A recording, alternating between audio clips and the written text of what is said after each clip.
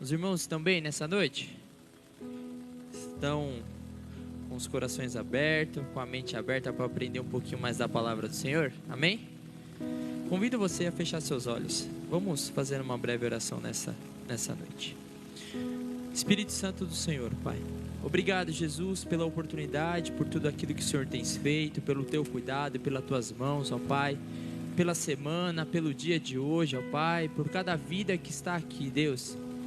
Espírito Santo do Senhor, saímos das nossas casas com o intuito, ó Pai, de aprender um pouco mais da Tua Palavra, um pouco mais, ó Pai, daquilo que nós temos que aprender para levar para um povo não conhecedor da Tua Palavra, Deus. Espírito Santo do Senhor, que nós possamos estar com os corações abertos, sensíveis, ó Deus eterno, para aprender um pouquinho mais de Ti, Deus. Espírito Santo do Senhor, quem não pôde estar aqui também, que o Senhor Jesus venha visitar agora, ó Pai. Também os grupos que foram atender a carta, Deus eterno, que o Senhor Jesus visite a eles também, ó Espírito Santo do Senhor. Quem estiver a caminho, que o Senhor Jesus traga em segurança para a tua casa, ó Pai, que nós possamos aprender um pouco mais daquilo que o Senhor Jesus tem para nos ensinar nesta noite, ó Pai. Que o Senhor Jesus possa fazer presente neste lugar, ó Pai, desde o começo até o final deste trabalho, ó Deus. Pai, que nós possamos estar sensíveis ao Teu Espírito e entender tudo aquilo que o Senhor Jesus já tem preparado para cada um de nós, ó Pai. Que o Senhor Jesus possa usar, ó Deus eterno, a vida da pastora nessa noite, ó Pai. Que ela possa falar tudo aquilo que ela já tem preparado, tudo aquilo que o Senhor Jesus já colocou no seu coração, ó Deus.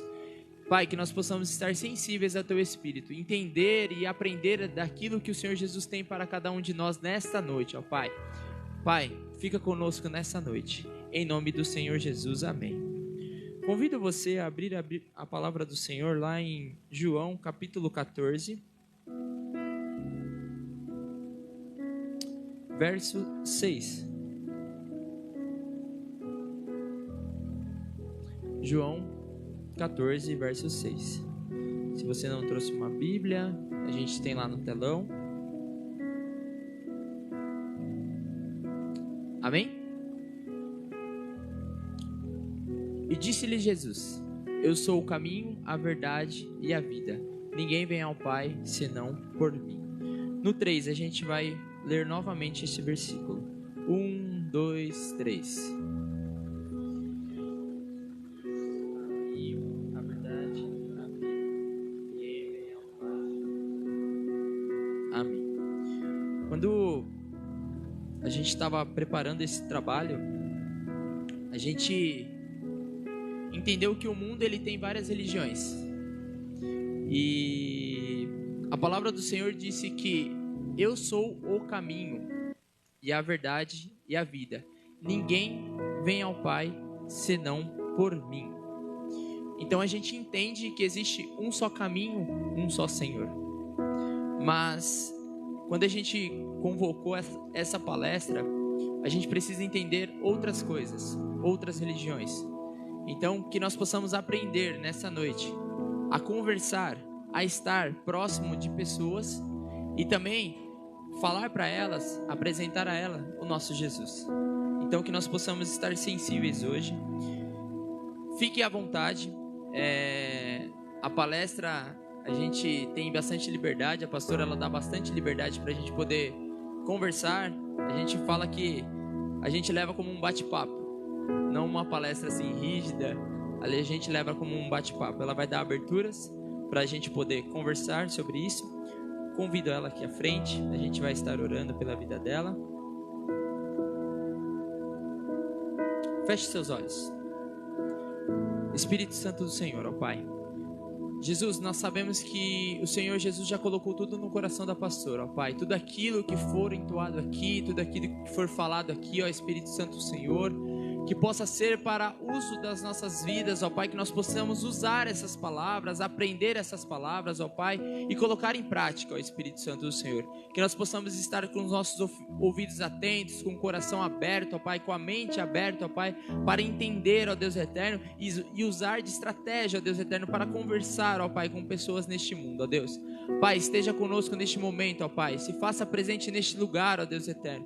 Esteja com cada um de nós, ó Deus eterno. Essa é a minha oração, em nome do Senhor Jesus. Amém. Amém, meus amados. Graça e paz, amém? Eu queria só... Nós não vamos nos ater a muitas leituras bíblicas, mas eu queria só deixar alguns versículos para a igreja, né? Para que a gente possa dar início em Hebreus capítulo 13. Nós vamos estar lendo do verso 7 até o verso 17. Só para a gente dar início. Hebreus 13, do 7 ao 17, diz assim.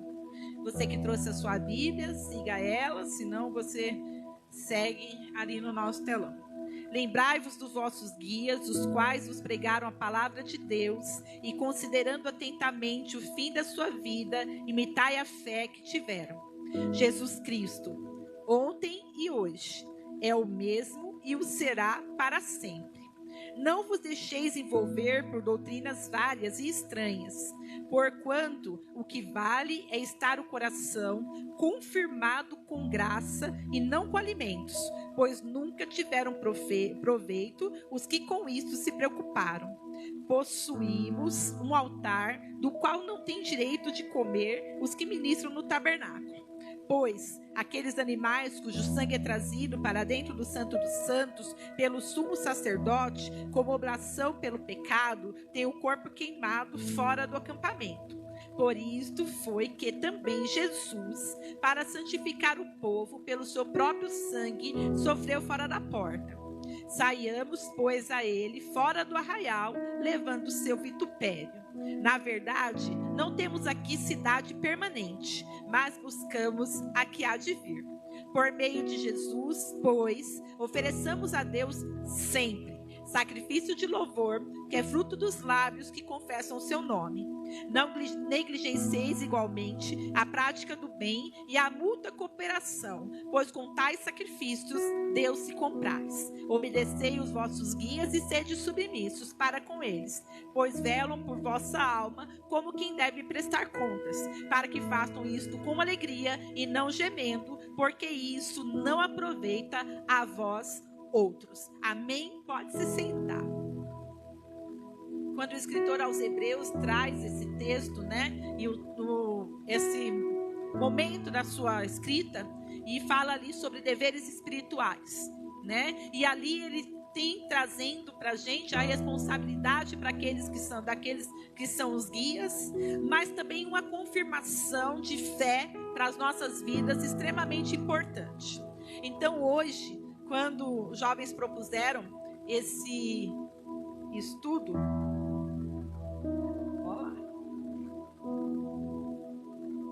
deixa eu ver se eu liguei. Eu tenho às vezes dificuldade com esse negócio, então às vezes vai emperrar. Os irmãos aqui de quinta-feira já sabem. Os irmãos aqui de quinta-feira sabem, às vezes eu dou uma emperrada, mas a gente volta, fique em paz. A coisa vai rolar. E aí, a preocupação que os jovens tiveram da gente poder entender, né, como conversar com o crente. Porque nós vivemos num mundo de amplo acesso a informações,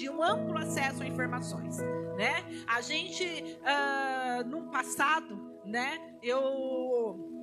há 32 anos, quando eu me converti, simplesmente chegar numa pessoa e falar Jesus te ama e entregar um folheto já era uma palavra que trazia um conforto e até mesmo uma aceitação.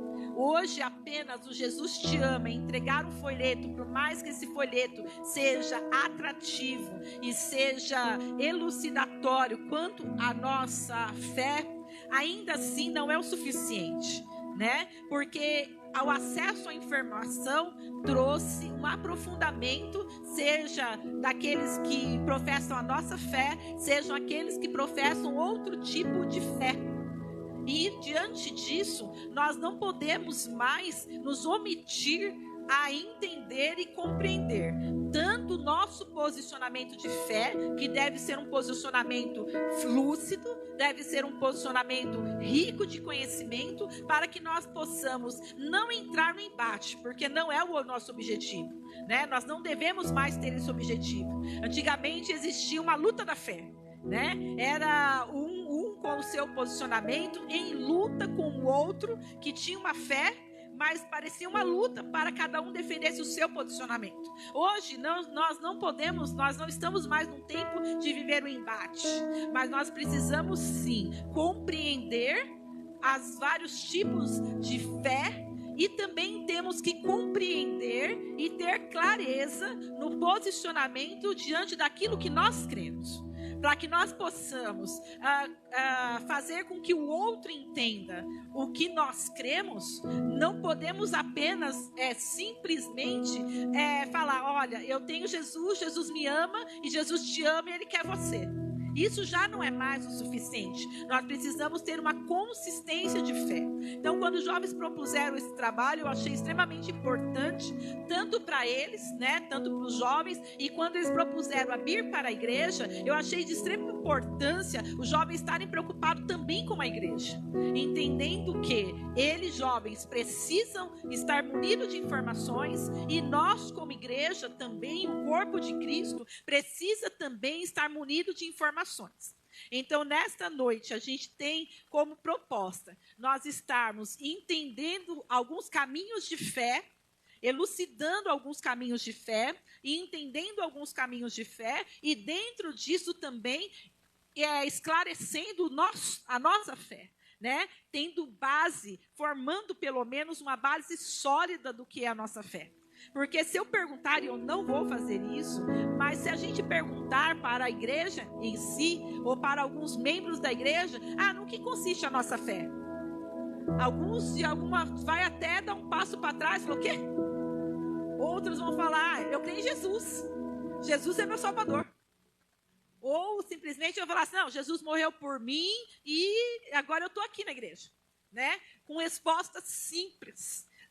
E o mundo precisa ouvir mais da nossa fé. O mundo precisa entender que nós temos uma fé muito mais consistente do que simples frases pequenas, mas que não trazem aquilo que é a riqueza da nossa fé. Então, nós vamos, como objetivo hoje, nós temos, dentro desse tempo que nós temos aqui, nós vamos estar elucidando alguns caminhos de fé que nós escolhemos junto com os jovens, e depois de estar trazendo esses caminhos de fé, nós vamos estar posicionando a nossa fé e entendendo como deve ser o nosso posicionamento quando a gente vai conversar com o crente. Porque a definição ali diz: crente é o que crê, é o que acredita, é um crédulo que tem convicção ou certeza de alguma coisa.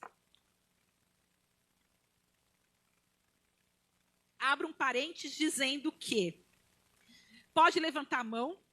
Você que quer fazer uma pergunta, tem algum questionamento, naquilo que eu puder responder prontamente, aqui farei. Aquilo que eu não puder prontamente, poderei responder depois, tá? Mas o nosso irmão Fagner está ali com o microfone, então você que quiser fazer uma pergunta em meio àquilo que nós estivermos falando, pode levantar a mão. Eu tenho como... reitero o que o Fagner falou. Graças a Deus eu tenho muita tranquilidade. A gente pode ir tocando. E é isso que ele falou. É uma conversa gostosa, E eu tenho o privilégio de estar aqui, podendo direcionar-nos a essa conversa. Quando a gente fala de fé,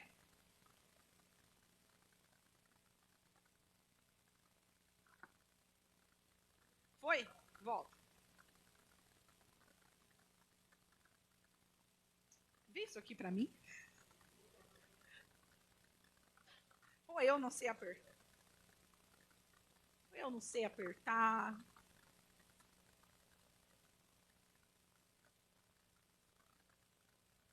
Você vê, irmãos, confiar na tecnologia é uma bênção, Hoje eu vim confiando na tecnologia.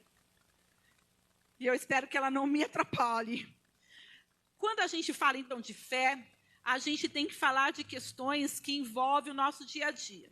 E uma contradição ou um embate muito grande é sobre a questão da ciência versus a religião, Tudo aquilo que é científico, ele se tenta se provar através daquilo que é material, daquilo que é lógico, daquilo que é físico, daquilo que é químico.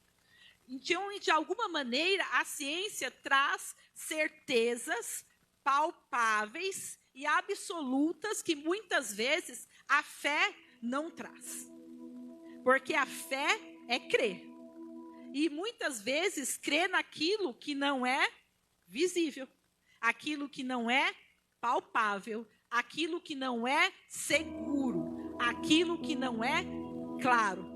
Porque a própria Bíblia diz, o escritor aos Hebreus diz, que a fé é o firme fundamento daquilo que nós cremos, esperamos e a prova daquilo que nós não vemos.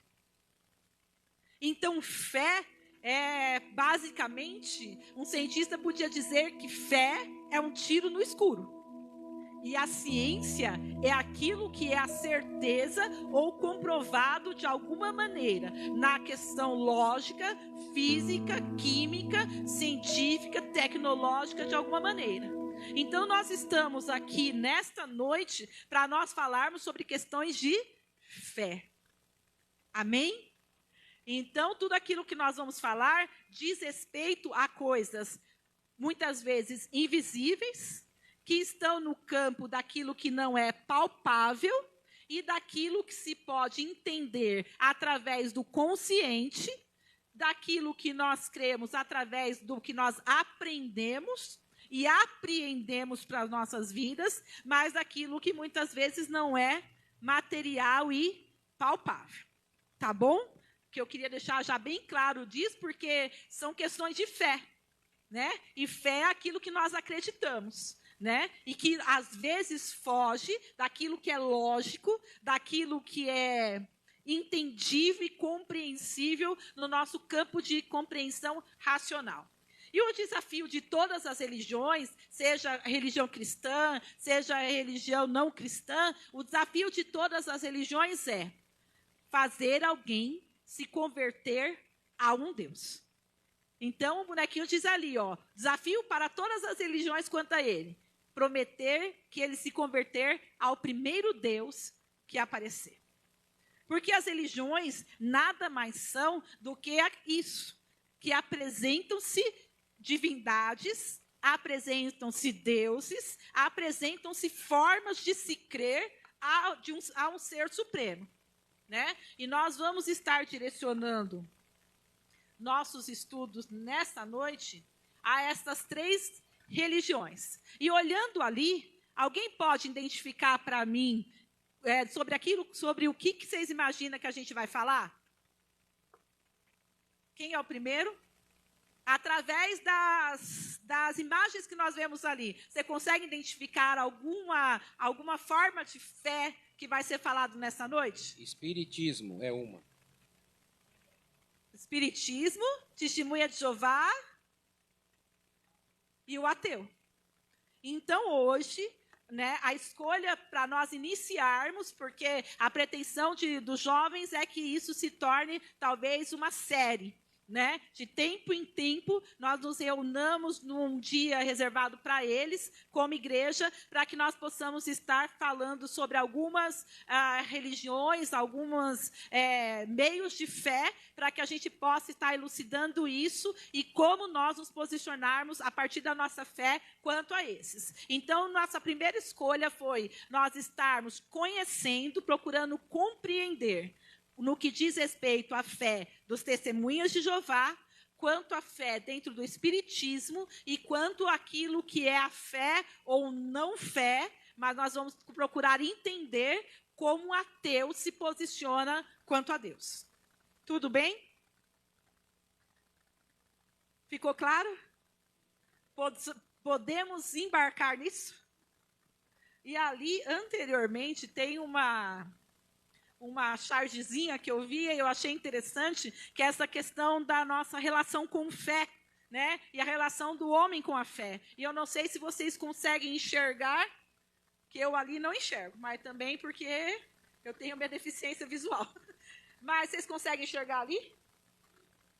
Então eu vou ler para quem está bem ali atrás, né? Mas a chargezinha desses dois camaradinhas conversando, e esse aqui diz: Deus não existe. Aí o outro diz: você já examinou todas as evidências? Aí ele diz: não. Então você não sabe com certeza. Ele diz: sim, eu tenho certeza. Não existe divindades. Aí ele diz, mas você admitiu que não examinou todas as evidências disponíveis, então você não sabe. Ele diz, eu sei com certeza, não existem divindades. Aí o outro questiona ele, sua conclusão não é científica, mas irei admitir uma coisa, o quê? O que você tem de falta de evidência sobra de fé. A sua fé é forte. Que às vezes é exatamente assim. A pessoa simplesmente decide, eu não vou crer. Ou eu vou crer em algo. E aí vem os questionamentos. Mas você tem evidência para você crer assim? O que te faz acreditar assim? Quem um dia aqui, como cristão, né, como cristão protestante que nós somos, quem um dia aqui já não foi questionado por isso? Você vai tanto na igreja? Que necessidade você tem de estar todo dia enfiado na igreja? Quem aqui já não foi questionado dessa maneira? O que move a gente a estar na igreja é fé, né? Mas a nossa fé precisa ter consistência para falar com eles. É como esse. Eu não tenho prova, não tenho evidência, mas eu creio. Eu creio que não existe. E aí o outro vira para ele e fala, tá bom, você precisa de muita fé para você acreditar que nada existe. O que acontece? Ele fica em silêncio, porque não tem argumento. Porque contra a fé, meus amados, e é isso que a gente tem que entender desde o nosso início de estudo nessa noite. Contra a fé, no coração, não há argumentos que possa dar embate de fé. O que você precisa é ter alicerce sólido daquilo que te convence como fé que você tem, para que você possa, na exposição da sua fé, fazer com que o outro entenda que a sua fé é mais certeza do que a certeza que ele tem a partir da fé dele. Porque nós vamos estar vendo um panorama dessas 3 fés que nós propusemos, a fé do Testemunha de Jeová, a fé do Espírita e a fé do ateu. As convicções de fé deles estão baseadas, alicerçadas nas suas convicções, que parte da fé que eles têm, e nós temos, e daí nós vamos trazer isso também, que ter o alicerce da nossa fé, para que numa conversa com eles, eles possam entender que a nossa fé tem mais validade do que a fé deles. Tudo bem? E aí nós vamos começar falando sobre espiritismo. Todas as 3 tipos de fé que nós vamos falar hoje, e entender também da nossa, mas os 3 tipos de fé que nós vamos falar basicamente dos seus princípios de fé, dar um panorama básico sobre como nasceu e como foi fundada, mas a gente vai estar falando mais sobre aquilo que é o alicerce, os fundamentos de fé dessas religiões. E aí nós vamos começar com os princípios básicos do Espiritismo. O Espiritismo, ele tem a sua base de entendimento e compreensão da sua fé em 3 pontos: ciência, filosofia e religião. Então, o Espiritismo, ele tem uma tríplice viés de conhecimento.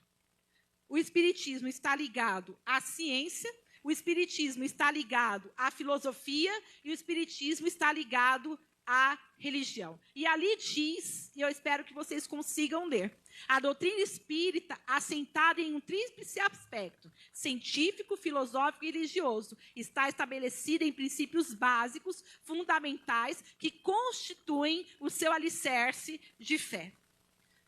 Então, para dialogar com o espírita, você tem que estar ciente de que o alicerce de fé de um espírita está fundamentado na ciência, na religião e na filosofia.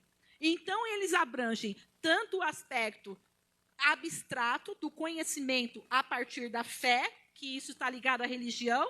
Eles trazem tanto o seu argumento baseado na ciência, através daquilo que é entendível, através do palpável, e eles trazem a sua base de fé através também do conhecimento filosófico, que é aquilo que traz o raciocínio diante daquilo que são os seus aspectos de fé. Por isso que é uma doutrina baseada ou alicerçada em 3 fundamentos básicos.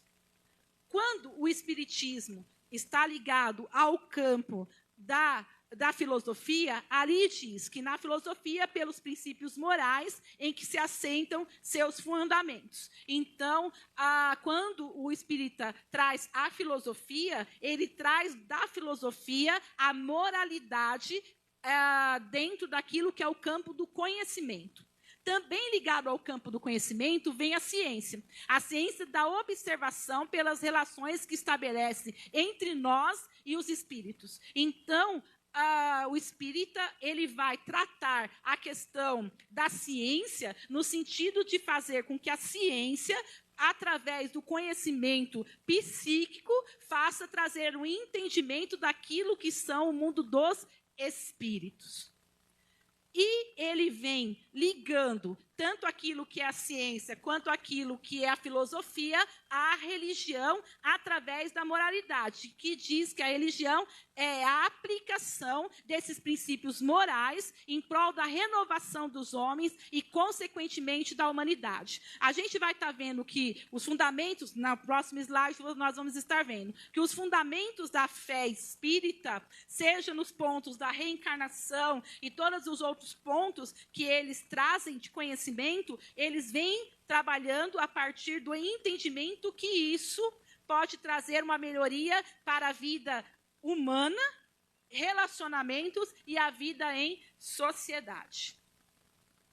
Os princípios básicos foram revelados pelos espíritos, firmados na codificação, quer dizer, na escrita, através do homem chamado Allan Kardec. Resultam da observação e constatação dos fatos que deram a conhecer a existência do mundo espiritual e as suas leis, a qual rege o mundo material. Diz ali, ao assimilar o conteúdo recorrente da crença nesses fundamentos, o espírito melhora social, intelectual, moralmente, renovando sentimentos e ações. Então, Allan Kardec é o principal divulgador da doutrina espírita. Aquilo que nós chamamos de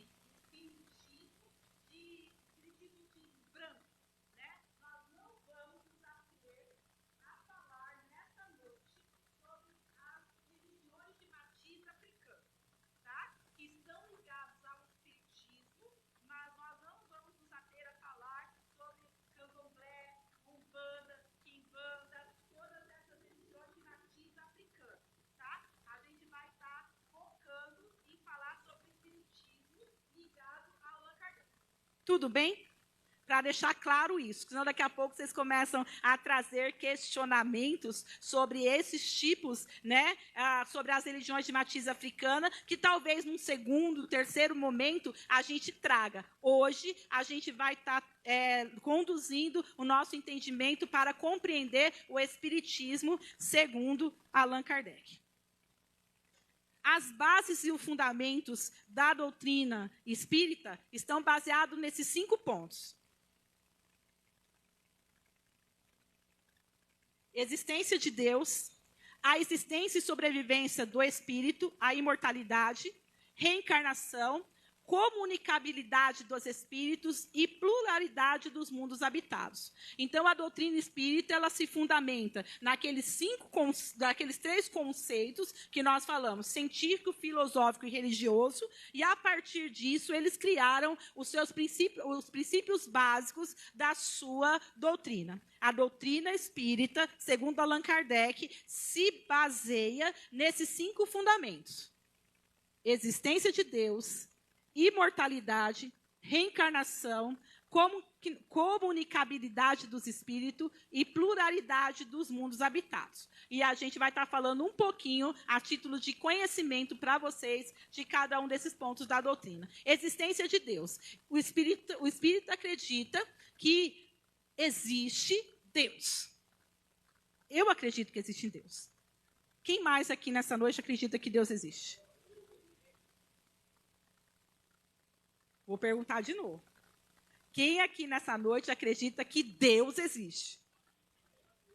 A gente acredita que Deus existe. Eles acreditam que Deus existe. E eles dizem que a existência de Deus é um princípio maior. E aí está na própria base da doutrina, que Deus é a inteligência suprema, causa primária de todas as coisas. Nós também acreditamos aqui sim. Afinal de contas, a gente não acredita que Deus fez tudo? Alguém tem dúvida que Deus fez tudo? A gente não pode ter dúvida disso. Deus é o criador de todas as coisas, né? Gênesis 1, capítulo 1, versículo 1 diz: no princípio, vamos lá? 1, 2, 3. No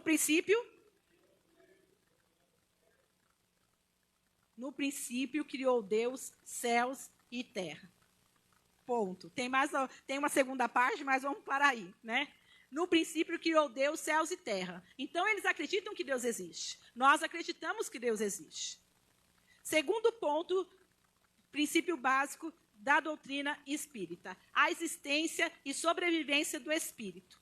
Imortalidade. Os espíritas acreditam que não há morte. A morte física não significa o término da nossa vida, que simplesmente continua no mundo espiritual. O espírito desencarna, isso é, liberta-se dessa veste carnal, mas continua vivendo em espírito, em outro plano da terra. Dessa forma, a alma é imortal e o espírito ele é eterno. Daí surge o próximo ponto da doutrina espírita, que se chama reencarnação. Né? Então, para o espírita não morre. Né? Não existe morte, não existe fim. Né? Existe a possibilidade de estar se reencarnando, que é a próxima base. Então, para que tenha fundamento a reencarnação, precisa acreditar na imortalidade do espírito e da alma. Tudo aquilo que é imaterial no homem, o espírito acredita que não morre, só reencarna. Amém? Quando a gente fala de reencarnação no espiritismo, significa o retornar do espírito ao corpo, tantas vezes quanto se tornarem necessárias para um autoburilamento, libertando-se das paixões e adquirindo experiências superiores, sublimando as expressões do íntimo ao tempo em que desenvolve a inteligência e penetra nas potencialidades transcendentes de intuição. A reencarnação é fruto da misericórdia divina, e isso diz o Evangelho segundo Allan Kardec, é um trecho que está lá no Evangelho segundo Allan Kardec, que diz que a reencarnação é fruto da misericórdia divina que nos concede as vidas sucessivas para o nosso aperfeiçoamento moral e intelectual. O que atrai na questão da doutrina da reencarnação é exatamente isso, e é o que influencia muito aqueles que se decidem pela doutrina espírita. Quando diz que a possibilidade da reencarnação nunca é para pagamento de pecado. Na doutrina da reencarnação dentro do espiritismo, a pessoa desencarna de um corpo, né? O corpo que ela está morre, e há a possibilidade dela reencarnar num próximo corpo, mas para que ela possa se aperfeiçoar moralmente, intelectualmente e socialmente. Então, digamos aqui que você tenha sido um tribulado nessa vida, se você morrer, quando você reencarnar segundo o Espiritismo, não é para que você continue sendo um tribulado. É para que você, na próxima encarnação, você seja uma pessoa não tribulada, ou menos tribulado. E quanto mais houver reencarnações, você vai sendo aperfeiçoado. É por isso que eles encaram isso como fruto da misericórdia divina. Quanto mais vezes a pessoa reencarnar, mais vezes ela tem a possibilidade de se tornar uma boa pessoa. E aí a gente vê que não tem nada. Porque Jesus não faz isso. A gente vive num processo, né? Mas a gente vai tratar dos alicerces da nossa fé. Nós vamos tratar agora de conhecer o Espiritismo. Mas vai pensando, tem noção dessas coisas? Né? Pergunta. Ó, pastor. Só um argumento, só um adendo. Não, que o pastor adora ó. Não, é só um adendo, só para comentar. Não sei se você lembra uma vez. que o meu pai disse para nós assim, que na vida ele participou de uma sessão espírita e descobriu que na vida passada ele foi uma bailarina. E nessa agora ele era um caminhoneiro. Aí foi evoluído ou não, depende, né? Para alguns foi evolução, para outros, né? Mas é isso que se traz, né? Na base, no alicerce do entendimento sobre a reencarnação, a base é essa. A pessoa vai passando por várias encarnações no sentido de aperfeiçoar, né? Ela vai ser uma ameba numa vida e na outra vida ela vai ser uma formiga, porque formiga é melhor que uma ameba, né? Eu acho, pelo menos. E aí a gente vai passando por cada vida. A outra base, né, a quarta fundamento da doutrina espírita faz-se entender pela mediunidade, como diz aqui. O que é a mediunidade? É o intercâmbio entre os dois mundos. É a comunicabilidade ou a mediunidade. Revelou ao homem a existência de um mundo espiritual, de onde todos procedemos e para onde vamos, após os fenômenos da morte, a todos retornamos. Médium é um cooperador do mundo espiritual. Né? Então, da doutrina espírita, além da reencarnação, tem essa questão da conversação, da possibilidade, da comunicabilidade com o mundo dos mortos, né? Com os espíritos. Né? Por isso, é uma das coisas que mais atraem dentro da doutrina espírita, um dos pontos que mais atraem com a doutrina espírita é exatamente a possibilidade, né, da comunicabilidade com os mortos dentro da doutrina espírita, que nós sabemos também que, diante daquilo que é a nossa fé, isso é uma impossibilidade, né? Mas eles acreditam nisso.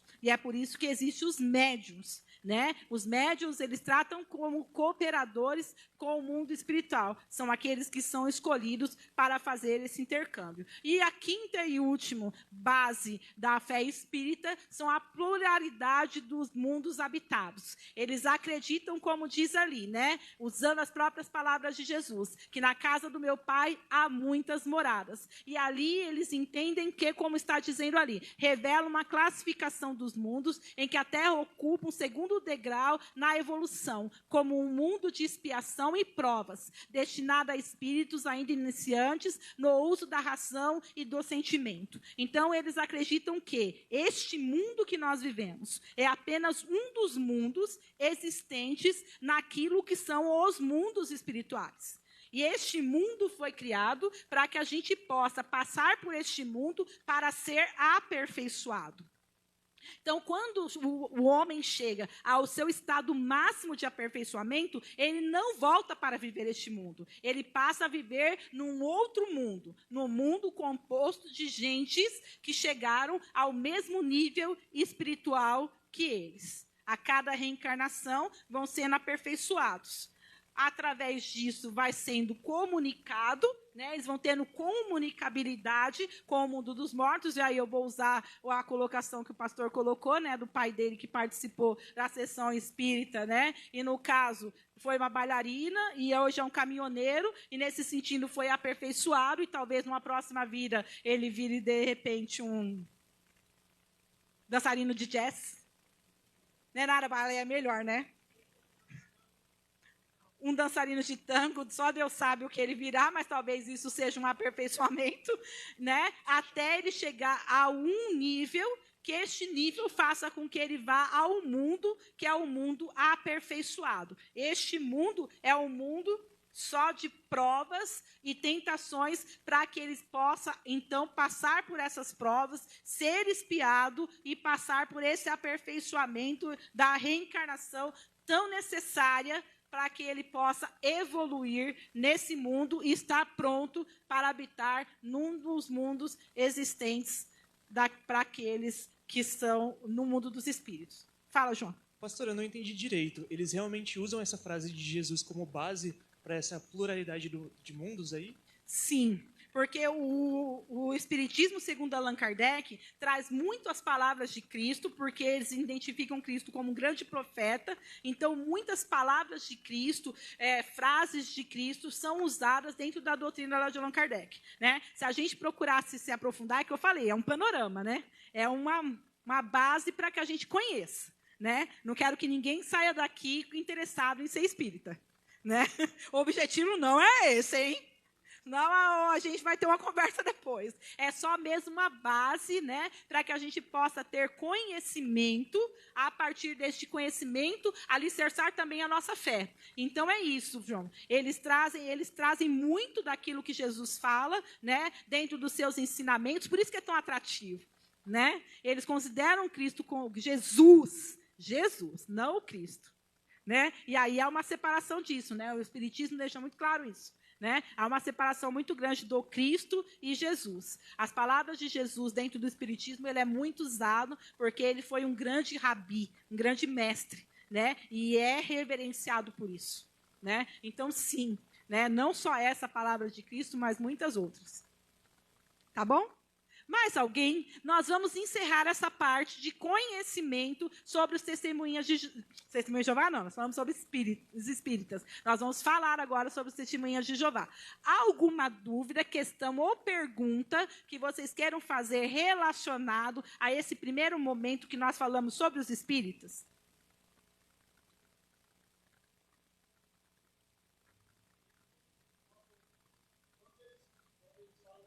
Deixa o microfone chegar. Eles usam a base bíblica, correto? Sim, quando eles Só que não é da forma correta. A Bíblia vai nos falar que ai daquele que bulina a palavra do Senhor, não é? Exato, quem então, eles vão acrescentar ou tirar um Y. Eles vão distorcer, né, pastora? Eles pregam, mas pregam distorcido. Sim. Não é isso? Com certeza. Mas quando a gente vai na verdade, que é a própria palavra do Senhor, ninguém é enganado, não é verdade? Então, a irmã está corretíssimo, né? Por isso que a gente está aqui nessa noite, o objetivo é esse, nós trazermos conhecimento, entendimento das outras religiões, para que a gente também possa afirmar, né, os nossos dogmas de fé, as nossas certezas de fé que nós temos no nosso livro sagrado. Né? Porque a doutrina espírita é baseada no Evangelho segundo Allan Kardec, né? O livro dos Espíritos. Né? Eles têm uma Bíblia, o seu livro próprio. Assim como os testemunhas de Jeová têm as Escrituras do Novo Mundo, né? Que também é a base de fé deles. Eles têm o seu livro sagrado. Né? Então, assim como a gente tem a nossa Bíblia sagrada, os nossos 66 livros, que são a nossa base de fé. Tudo bem? Podemos dar continuidade? Se vocês depois, ao meio, quiserem lembrar, não, mas eu queria saber disso e agora eu lembrei. Só levantar a mão, a gente volta um pouquinho, não há problema com isso. Tudo bem? Então, agora nós vamos falar sobre os princípios e as características das testemunhas de Jeová. Naquilo que se diz respeito ao estudo teológico, quando se diz respeito às testemunhas de Jeová, ela é considerada uma seita. Por que ela é considerada uma seita?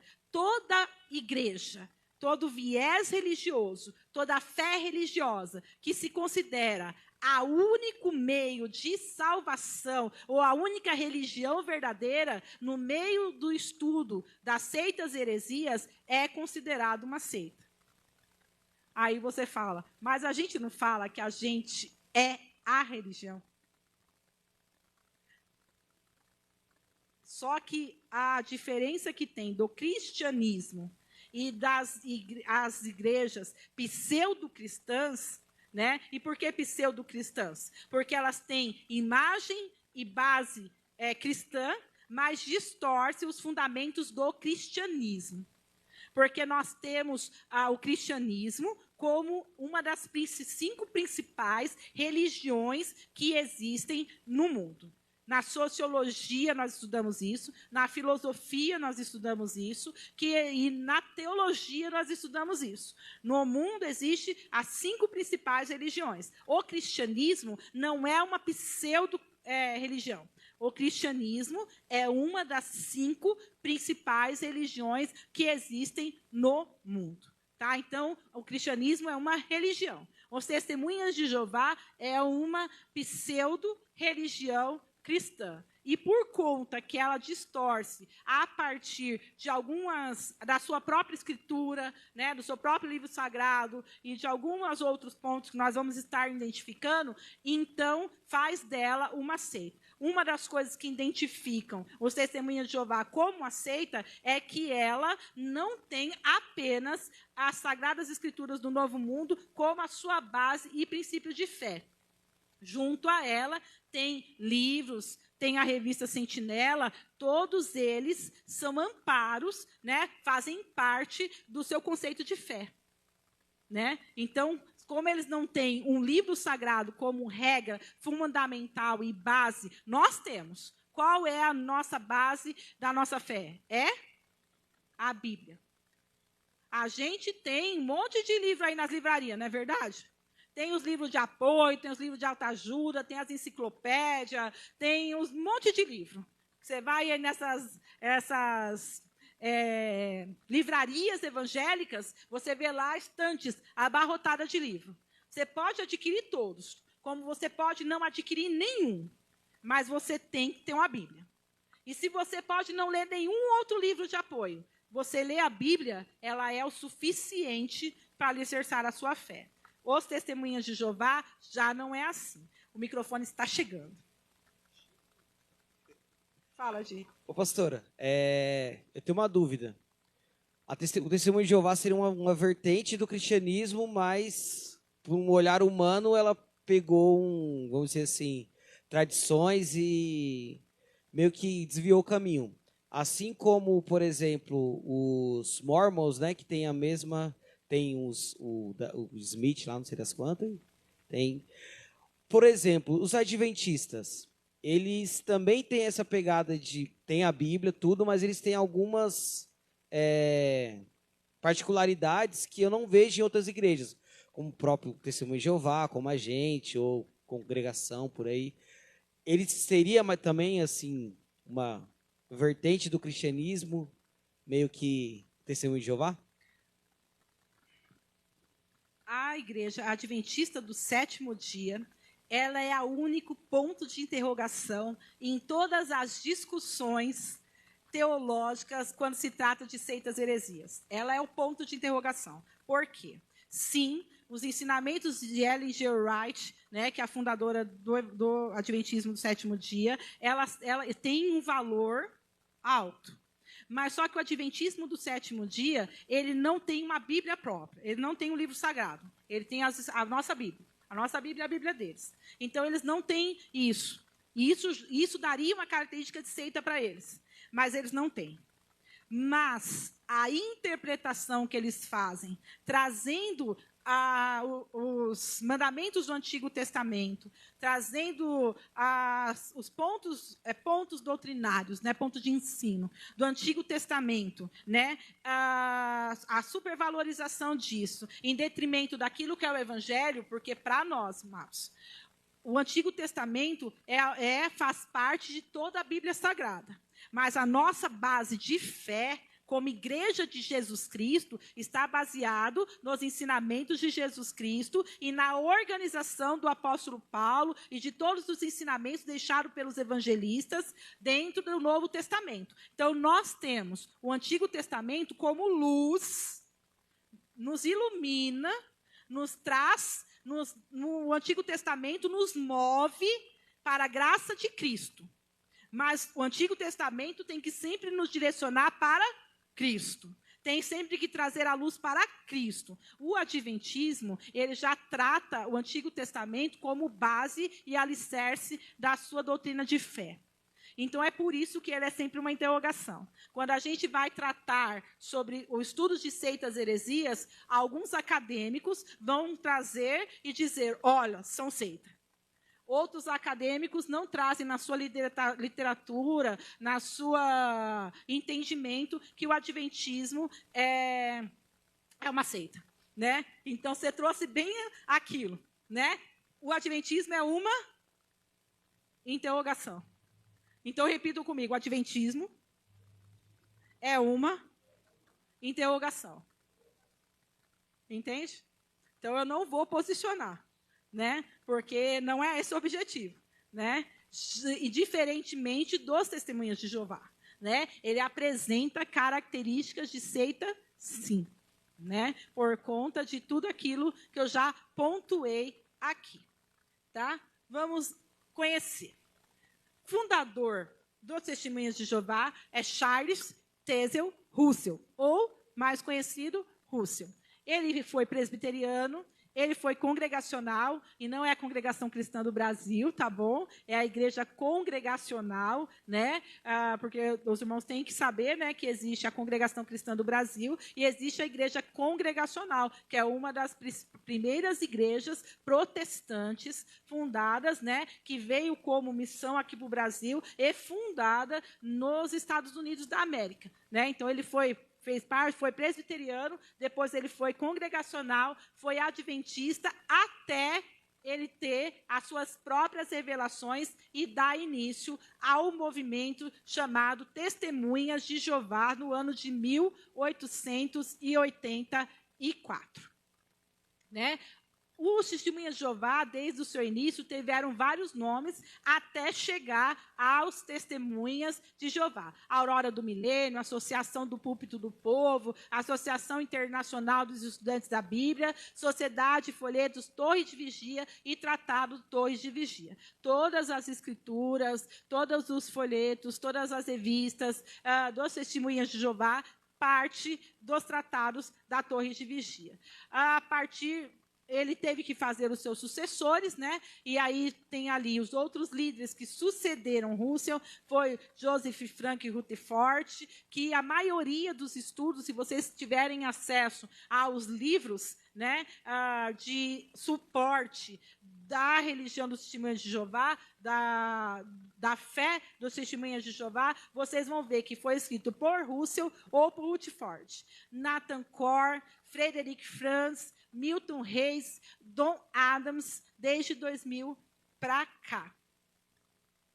Literatura, né? Nós temos ali as Sagradas Escrituras, que é a tradução do Novo Mundo das Escrituras Sagradas, e tem o livreto Poderá Viver para Sempre no Paraíso na Terra, Seja Deus Verdadeiro e Venha o Teu Reino. São os 3 principais livretos que eles têm que dão suporte para a tradução do Novo Mundo das Sagradas Escrituras. Eu tenho até lá em casa, eu devia ter trazido para vocês verem. É uns livrinhos assim, desse tamanho, né? Facinho de ler tudo. E são livros que dão suporte. São esses 3 livros que dão suporte. E aí tem a revista Sentinela, a Despertai e a Atalai. A Atalai eles não têm mais usado, mas a Sentinela e a Despertai continua em divulgação. Afinal de contas, quem não tem uma Sentinela ou uma Despertai na sua casa?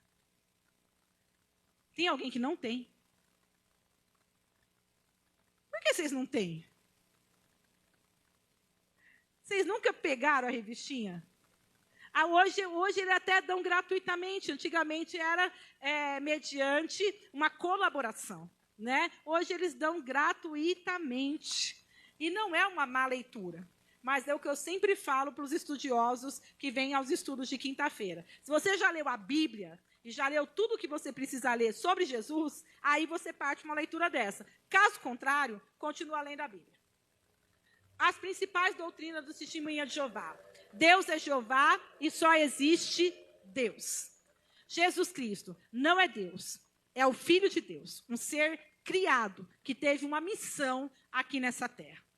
O Espírito Santo é uma força ativa, ela é impessoal, né? É uma força ativa de Deus, emana de Deus, mas não é morada, né? Como a Bíblia diz, a nossa Bíblia diz que nós somos templo do Espírito Santo de Deus. Na visão dos Testemunhas de Jeová, o Espírito Santo é uma força ativa, mas é impessoal. Não tem, é uma força criada por Deus, que age por Deus, mas não tem efeito sobre o homem. A doutrina da Trindade que nós defendemos, eles não acreditam, eles acreditam que é o politeísmo, que é uma forma de politeísmo, né? Uma forma de se crer em vários deuses. Então, acreditam em Deus de um jeito, Jesus de outro jeito e Espírito Santo de um jeito. Eles acreditam que isso é adoração a vários deuses. sobre a ressurreição de Cristo. Eles acreditam que Cristo esteve aqui na terra, viveu como homem, mas eles não acreditam que Jesus Cristo é um meio de salvação. Então, eles não acreditam na morte e ressurreição vicária de Cristo sobre as nossas vidas. Então, eles acreditam o quê? Que Cristo não existiu. Existiu o homem Jesus, que está morto, morreu e acabou. Porque ele foi um grande profeta. Ele teve uma missão, mas não a de nos salvar. Porque o único que pode salvar o homem, segundo os testemunhas de Jeová, é Deus. Somente Deus. A alma não é eterna, ela deixa de existir. Por quê? Porque os testemunhas de Jeová acreditam não num novo céu e nova terra como nós acreditamos. Eles acreditam no aperfeiçoamento desta terra a partir dos ensinamentos de Jeová, a partir dos ensinamentos da torre de vigia. A partir desses ensinamentos, o homem vai se transformando e vai transformando o mundo e a sociedade, e nós vamos um dia poder viver nessa terra como Deus projetou, segundo o entendimento deles. É por isso que para eles não tem arrebatamento. Para eles não tem a volta de Cristo. Para eles existe a transformação deste mundo existente aqui na Terra. Né? É por isso que eles sempre trazem isso. Né? Por isso não existe céu, não existe inferno. O que existe é o fogo do Geena, que destruirá todos os que não são testemunhas de Jeová. Então, todo mundo que não for testemunha de Jeová vai ser eliminado dessa terra. Vai morrer e morrer eternamente. Eles acreditam na igreja triunfante. Essa igreja é formada pelos 144 mil, que em dado momento eram apenas aqueles que seriam ser salvos. Né? Eles acreditavam que houve uma progressão no entendimento das testemunhas de Jeová quanto à literalidade das Escrituras. Houve um tempo que eles acreditavam que apenas 144 mil seriam salvos. Só que aí chegou o momento que existia mais de 144 mil testemunhas de Jeová. Como você vai sustentar isso? Aí eles mudaram a doutrina. Eles passaram a dizer que 144 mil seriam aqueles testemunhas de Jeová que habitariam o céu, que estariam no céu. As demais testemunhas de Jeová que existirão, estarão vivendo aqui na terra. Nessa terra aperfeiçoada, nessa terra mudada, nessa terra que, segundo a doutrina e os ensinamentos dos testemunhas de Jeová, vai aperfeiçoar isso aqui, que eu não sei como, vai mudar isso aqui, que eu também não sei como, né? E vai fazer com que aqui seja um lugar habitável, segundo o que Deus sempre planejou para esse mundo. A segunda vinda de Cristo, eles acreditam que foi numa data que nós vamos ver ali em 1914, Jesus voltou e estabeleceu esse reino aqui nessa terra. Então, Jesus voltou invisível. Então, a progressão da mudança desse mundo para o mundo habitável, ela tem sido iniciada desde 1914, quando Jesus voltou de forma invisível.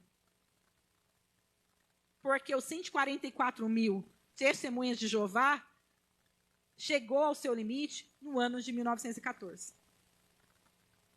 Então, o céu zerou. Aí tem que vir Jesus nessa terra, para estar mudando ela, para comportar os próximos testemunhas de Jeová. Salvação. E como essa salvação ela é adquirida? Não é pelo sacrifício de Jesus. Porque o sacrifício de Jesus não garantiu salvação. Garantiu o quê? Aí o entendimento de que a gente era pecado. A salvação é obtida como? Pela divulgação do reino de Jeová. E como se faz a divulgação do reino de Jeová? Apresentando o paraíso na terra. Então, as multidões de Apocalipse 7, do 9 e 10, são as outras ovelhas, né? Que não são 144 mil que estão vivendo no céu. São o resto das testemunhas de Jeová. Esses milhões de testemunhas de Jeová que existem. Ganharão a vida eterna e terão a terra, mas será na terra e não do céu. todos serão testemunhas de Jeová. E aí, sabe aquelas imagens que tem nas publicações de testemunhas de Jeová? É que vocês não têm. Não é que vocês acabaram de dizer que vocês não têm nenhuma sentinela em casa, vocês não têm nenhuma escritura do Novo Mundo. Já viu, né, irmão? Então, não tem aquelas imagens, aquelas fotos bonitas da gente passando a mão no leãozinho, a gente fazendo piquenique e a girafa e o elefante estão junto. Não tem essas imagens lindas? Isso é o paraíso na terra. Porque os 144 mil escolhidos para viver no céu já estão lá. O resto dos testemunhas de Jeová vai viver aqui nessa terra. Que Jesus já está aqui, invisível, aperfeiçoando essa terra, para a gente viver aqui nela. E quem não for testemunha de Jeová, vai ser aniquilado na batalha, na batalha do Armagedon, né? Aonde vai ocorrer a aniquilação, minha e sua. Satanás vai pegar a gente tudo, vai levar para o Geena, que não é o inferno, porque eles não acreditam em inferno, mas acreditam no Geena, que é o lugar de habitação dos mortos. Né? E aí a gente vai tudo para lá. Alguém vai para o Geena? Eu não vou. Alguém aqui vai? Vai, irmão, fala com convicção. Não, a gente não vai para o Geena. Eu não vou. Não sei de vocês que sabem aí da vida de vocês. Eu não vou. Tá amarrado, né, irmão? Tá amarrado em nome de Jesus. Né? Mas é isso que eles dizem, né? Somente os testemunhas de Jeová habitarão essa terra. Aperfeiçoada. Nossa, olha lá, não quer nem sair dali do lugar.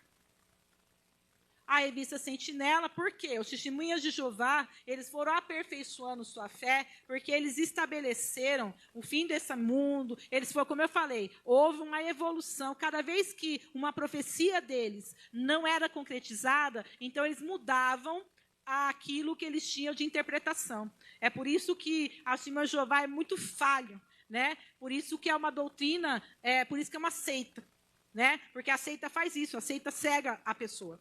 Então, eles estabeleceram que Jesus ia voltar em 1914. Como Jesus não voltou, então eles estabeleceram que Jesus veio em 1914, mas ele veio espiritualmente. Em 1920, milhões dos que agora vivem jamais morrerão. Então, houve a ressurreição terrena, que foi ocorrida em 1925, que foram esses 144 mil que foram eleitos e estão lá. Né? Agora os testemunhas de Jeová só serão aperfeiçoados para viver aqui. 1925, então eles implantaram a ideia de que Abraão, a ressurreição de Abraão, eles divulgaram que Abraão, Isaac e Jacó iriam ressuscitar. Eles não ressuscitaram. Em 1935, eles estabeleceram que o número de 144 mil foi atingido. Então, o que acontece? Essa grande multidão está vivendo lá no céu e não participarão dessa comunhão aqui na terra, onde Jesus já habita. E está aperfeiçoando ela para a gente. 1964, estabeleceram uma nova guerra do Armagedon para aniquilar a gente. 1975, também estabeleceram e nada aconteceu. Porque vai acontecer a batalha do Armagedon? Vai. Mas não é com data marcada. E a gente nem vai estar mais aqui. Amém, igreja? A gente vai estar lá nas bodas do Cordeiro. Amém? É assim que a gente tem que acreditar. Daqui a pouco a gente vai falar sobre isso. Prática dos testemunhos de Jeová. Eles não celebram aniversário, dia santo, 7 de setembro para eles não existe, dia das mães, Natal, tudo que são datas comemorativas, eles não participam e não comemoram, não é? Não participam, não comemoram. Transfusão de sangue, os irmãos já sabem, testemunhas de Jeová não permite transfusão de sangue. Quem é testemunha de Jeová não presta, não faz serviço, não participa do serviço militar, não faz saudação à bandeira e eles não têm comunhão com os desassociados. Quem são desassociados? São aqueles que foram testemunhas de Jeová e que hoje não são mais. Alguém aqui é desassociado? Ninguém aqui foi testemunha de Jeová? Não, né? Mas é isso, eles não têm. Saiu da fé, já era. Quase, mas graças a Deus, irmão, quase. Então, quase. Não quer, né? Eu também não quero. Eu quero ir lá para o novo céu, nova terra, muito melhor. Exatamente. É para lá que a gente quer ir. Então é isso, tá? O que são punições, né? Que eles estão. O testemunha que não cumprir qualquer um dos regulamentos, ele é desassociado, né? É excluído dos testemunhas de Jeová, né? Então existe ali regra firme para se cumprir. Qual é a obrigação principal do testemunha de Jeová? Que isso causa exclusão, né? Se um testemunha de Jeová se recusar a divulgar o reino, ensinando suas crenças, leia, creia, vem dos livros de Russell, Rutherford, fale de Deus como Jeová e de todas as igrejas como anticristo, faça isso e será salvo. Né? Então você deve fazer o que como testemunha de Jeová? Falar de Jeová. Né? Por isso você é um testemunha de Jeová. Se você se negar a fazer isso, está desassociado. Né? É por isso que eu respeito, né, a missão que eles têm. Né? Porque você vê algum jovem se envergonhando de dizer que é testemunha de Jeová? Você não vê. Eles têm vergonha de sair de domingo de manhã com a pastinha, o sábado de manhã e bater na sua porta? Você não vê. Agora, o que tem crente 007, não é verdade? Tem um monte de crente 007. Mas a gente não vê testemunha de Jeová 007. Por quê? Porque eles têm um motivo, eles têm um objetivo, eles têm um foco e eles têm alicerce de fé. Tudo bem? Alguma dúvida, questão ou pergunta sobre testemunha de Jeová? Para atrair os cristãos que não têm uma fé sólida, eles usam a revistinha e aí você já viu que o testemunho de Jeová fala de Jesus, não fala? Eles não falam de Jesus? Eles falam de Jesus com muito respeito, né? Por quê? Porque através disso eles vão introduzindo a literatura, introduzindo o credo deles e eles acabam ganhando até mesmo muitos cristãos. Né? Eles usam o credo deles, eles usam a revista Sentinela para atrair os cristãos. Alguma dúvida, questão ou pergunta sobre os testemunhas de Jeová? Senão a gente vai partir para a nossa última parte, né, última religião, para daí nós falarmos sobre os nossos princípios de fé. Pastora, porque eu já tenho um colega meu que é testemunho de Jeová, né? E ele me convidou para ir lá, né? E eu fui lá, assim, curiosidade, né? Fui lá, tudinho assistir lá o curso desse, são totalmente diferentes do nosso aqui. E eu digo, eu vou lá. E eu chamei ele uma vez para vir aqui, entendeu? E ele recusou. Ele não quis vir assistir o nosso curso aqui. Então eu perguntei para ele, ó, eu fui lá assistir o seu curso lá, entendeu? Mas por que você não foi lá assistir o meu curso? Porque você sabe onde é, né? Aí ele ficou meio assim, deu uma saidinha e não quis aceitar o convite. Por que ele não quis vir? Porque ele não pode. Ele não pode. É uma desobediência de fé. Eles não podem visitar outros templos religiosos. Eles têm o salão do reino das testemunhas de Jeová. E é somente lá, na comunhão deles, que eles podem participar, porque lá eles têm o ensinamento correto assim, né? Segundo os princípios das testemunhas de Jeová. É só lá, na comunhão deles, no entendimento deles, na explanação das escrituras e do ensinamento deles, é que eles têm aquilo que é correto. Então, qualquer coisa que seja fora do salão do reino ou dos ensinamentos deles, você está partindo para uma heresia. Então, você se torna um desassociado. Eles não podem. Veementemente é proibido. É por isso que o irmão nunca vai conseguir trazer um testemunho de Jeová aqui. Só se ele já estiver descontente com Jeová e queira conhecer Deus, né? Aí pode até conseguir, mas eles são proibidos. Deixa o microfone chegar. Concluíste, Dorandir? Tá ok? Quem mais? Prometo que é a última vez. Ó, Tudo bem, irmão, não tem problema. Já chega. Tá? já chamei eles para ler no livro de João, o verbo, eles correm. Já chamei eles para orar, eles correm. Por quê? Não entendi, irmão. Repete a sua pergunta. Eu achei que era uma colocação. Livro de João. Ah. Já chamei eles para ler o verbo. Eles correm. E já chamei eles para orar, eles correm. Cobra? Corre. Ah, eles correm. Então, irmão, exatamente porque eles se concentram apenas entre eles, né? Todo ritual religioso deve ser feito a partir da comunidade deles, dentro da comunidade deles. É o ancião que faz as orações, é o ancião que direciona toda a questão litúrgica. Então,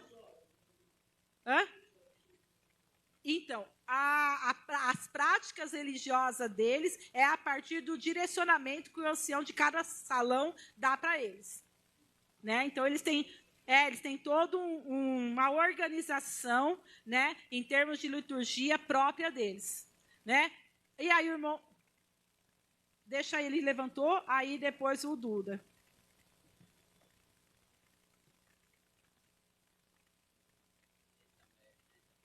Lá na minha rua, lá, tem um testemunho de Jeová, né? E por ele ter tido uma falha, ele não pode ir nem na casa do próprio irmão dele de carne, de sangue. Ele não pode ir na casa do próprio irmão. E também nem vai em outra igreja, porque se alguém de lá ver ele entrando numa outra denominação, ele é excluído, né? Ele é desassociado. É isso aí. É rígido o negócio. Não era igual nós, que a gente pode cada dia estar numa igreja. Nós não pode também, mas nós faz isso, não faz? Eles não fazem isso, não.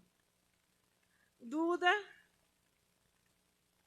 Voltando um pouquinho atrás, eles falam que Jesus já veio a esse mundo, né?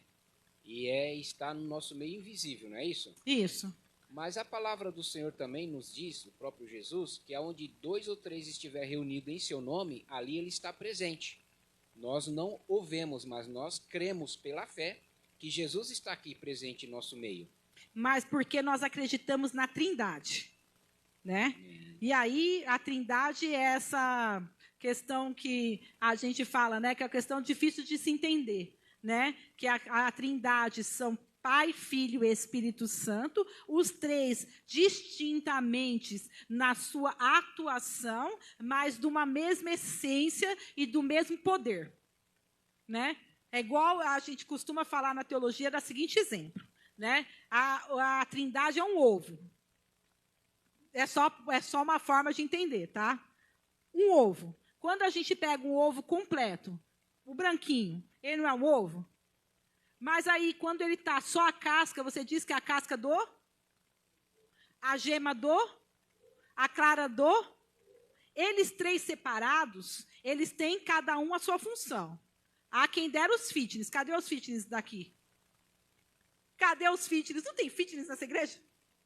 Os fitness comem o quê? Clara porque ela tem a sua proteína necessária para os músculos. Não é verdade isso? Né? Quem lida ali com fitness sabe disso. Compra uma caixa de ovo de 24 ovos, come só a clara e joga tudo a gema fora. Um desperdício. Mas eles fazem isso. Por quê? Porque a clara do ovo tem as suas propriedades, né? Mas é um ovo, faz parte do ovo. A gema tem as suas propriedades, mas não deixa de ser um ovo. E a casca tem a sua propriedade, né? Mas não deixa de ser um ovo. Os 3 juntos, clara, gema e casca, é um ovo. Separado deixa de ser ovo? Mas junto, separado é ovo? É. E junto é ovo, não é? A Trindade é isso. A casca é o Pai, guardada as devidas proporções. A clara é Jesus, guardada as devidas proporções. E a gema é o Espírito Santo, guardada as devidas proporções. Entendeu? É basicamente isso, né? Eles não acreditam assim. Eles acreditam que Jesus é o Filho de Deus, mas foi criado por Deus para estar aqui nesse mundo, pregar as boas novas, mas não teve efeito de salvação, porque Jesus não é Deus. O Espírito Santo não é Deus. não tem propriedade de Deus. O Espírito Santo é o quê? É uma força ativa. É uma força que impulsiona o homem, mas não é Deus. Porque Deus é Jeová, e só tem Jeová. É Jeová que vai salvar. Jesus não tem nada a ver com isso. E é por isso que invisivelmente ele está no nosso meio. A gente acredita que Deus está no nosso meio, mas nós acreditamos o quê? Que Jesus está no nosso meio e que o Espírito Santo está no nosso meio, porque a gente acredita na Trindade. A gente não desassocia as três pessoas. A gente entende que a gente ora a Deus, a gente entende que Jesus Cristo nos salvou, então é por meio de Jesus, e a gente acredita na atuação do Espírito Santo, porque Jesus disse que ele iria para junto do Pai, mas nos enviaria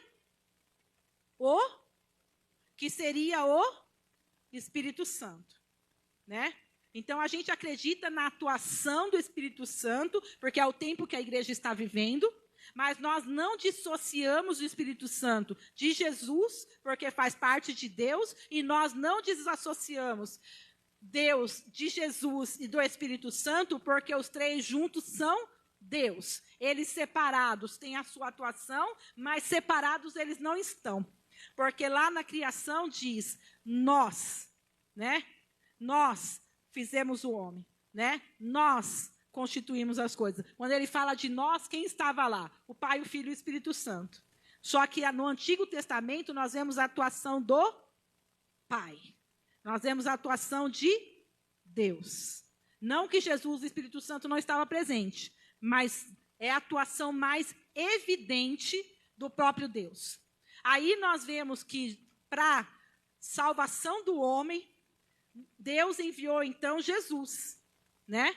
Para quê? Porque a salvação que Deus tinha providenciado ao homem, que é descrita no Antigo Testamento, através do sacrifício de cordeiros, pombas, a gente vê toda aquela gama de sacrifícios, né, colocado no Antigo Testamento, isso não conseguiu salvar o homem. Então, Deus teve que mandar Jesus, o próprio Filho, para nos salvar.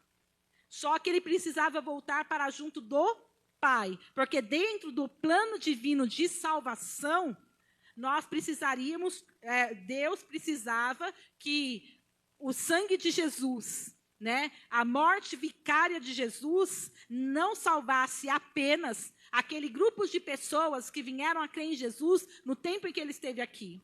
Mas a salvação de Cristo precisava se estender a todo o projeto de humanidade que Deus tinha, eu e você.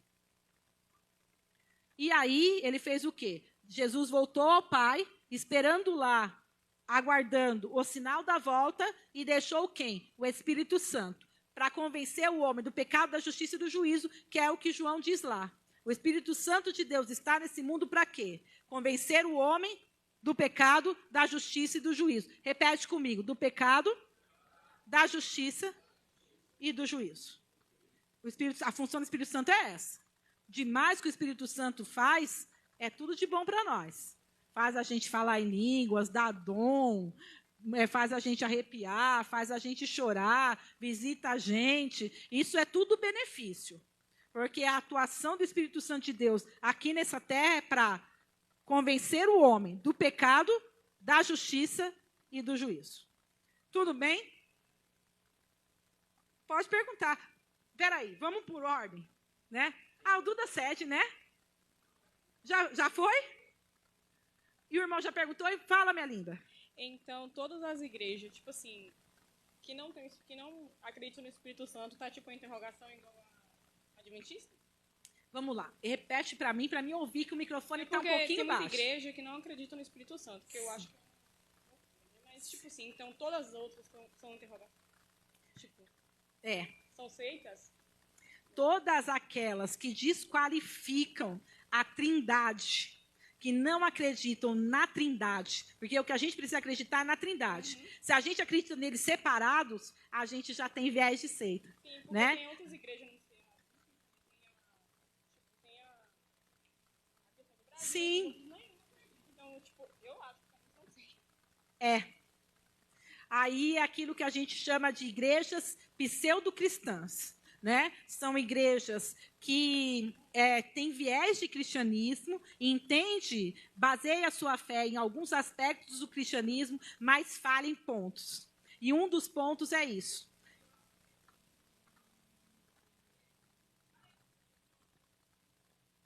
Muito bem colocada a sua fala.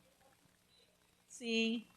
Muito bem colocada a sua fala. Às vezes a gente fica de igreja em igreja e a gente só vai lá na onda, né? E a gente tem que pisar em lugares aonde a gente vê que o evangelho de Cristo realmente é pregado com verdade, acreditando o quê? No Pai, no Filho e no Espírito Santo. Se começa a desqualificar qualquer uma das pessoas da Trindade, você já tem que dar um passo para trás. É isso aí mesmo. Tomara que você encontrar o lugar certo.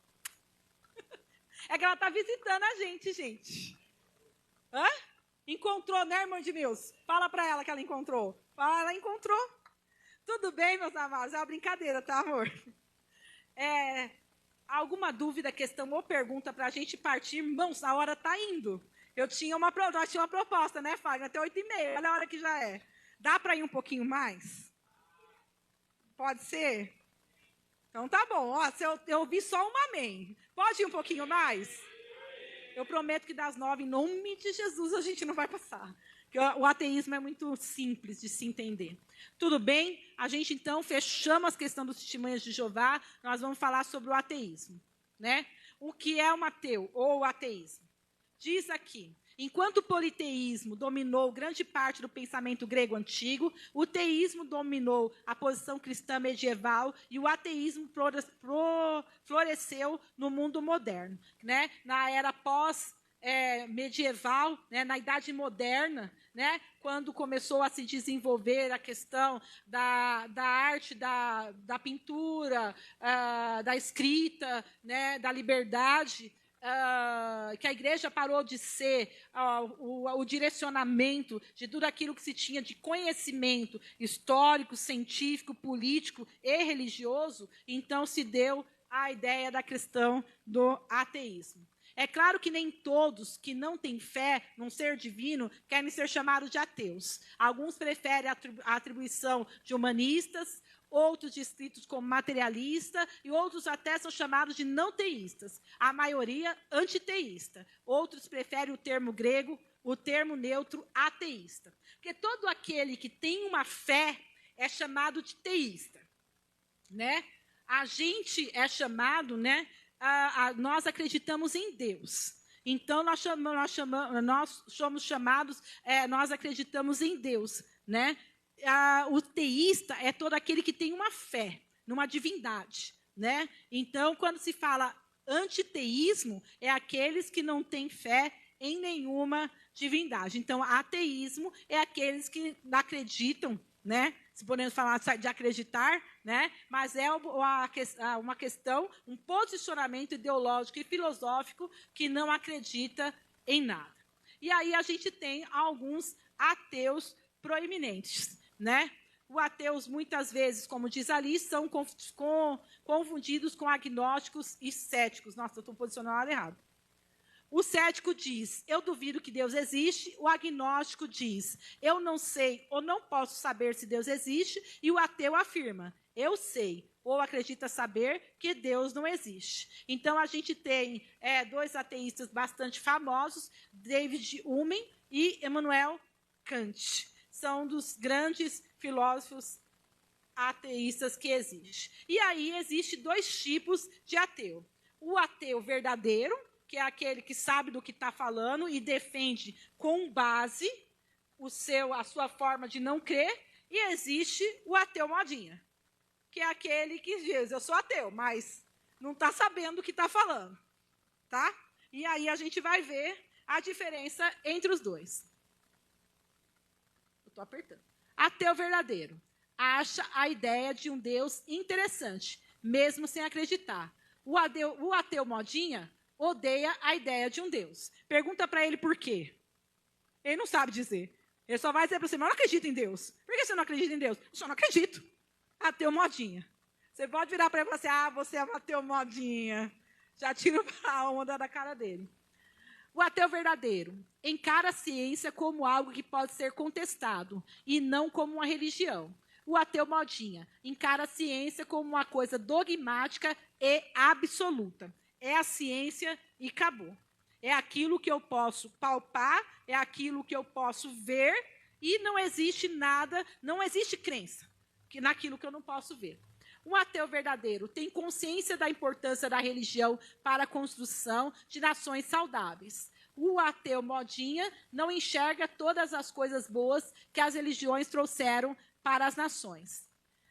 O ateu verdadeiro defende a família, valores e não é relativista.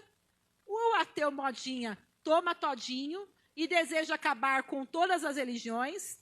O ateu verdadeiro, ele é inteligente. O ateu modinha não acredita em Deus, mas culpa Deus por todas as tragédias. O ateu verdadeiro culpa o homem pelas tragédias e assume os erros da humanidade. O ateu modinha usa argumentos fracos. O ateu modinha diz para você, se Deus existe, por que há tanta tragédia no mundo? É o ateu modinha. Ele não sabe defender, ele não tem argumentos lógicos e base lógica para defender aquilo que ele não acredita, né? É ateu que vai na onda, né? Por isso que o ateísmo, ele é tão raso, né? O ateísmo, ele é indefensável e ele é raso, né? Porque todo mundo acredita em Deus. Todo mundo tem uma forma de fé. Pastora, então o ateu modinha é aquele quando o avião está caindo, ele deixa de existir, né? Que não existe ateu quando o avião está caindo, né? Pois é. Ele fala, ai meu Deus.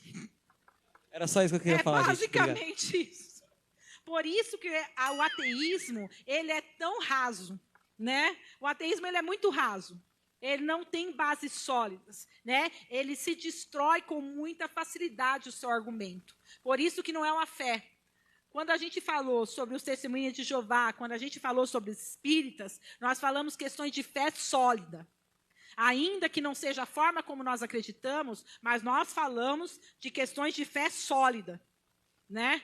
Acreditam naquilo e tem uma fé sólida naquilo. O ateísta, ele não acredita, mas não, é muito raso o não acreditar. Porque daí vamos usar o que o Dinei falou. Na hora que o avião está caindo, ele não vai ficar em silêncio. Ele vai gritar como todo mundo, ai meu Deus. Ou quando bate a porta, sofre uma dor, ai meu Deus, que dor. Ele não deixa, porque há alguma fé. Amados, todo homem na vida vai atrás de alguma coisa que preencha aquilo que é impreenchível por aquilo que é material, aquilo que é impreenchível por aquilo que é sentimental, aquilo que é impreenchível por aquilo que é racionalmente cognitível, sabe? Aquilo que é racionalmente pensável. Todo homem tem algo dentro de si que precisa ser preenchido. Pode falar aqueles que vai lá no caminho de Santiago, né? A busca pela espiritualidade. Todo ser humano tem um vazio. Esse espaço foi o próprio Deus que deixou, porque só Ele pode preencher. Só Ele pode preencher.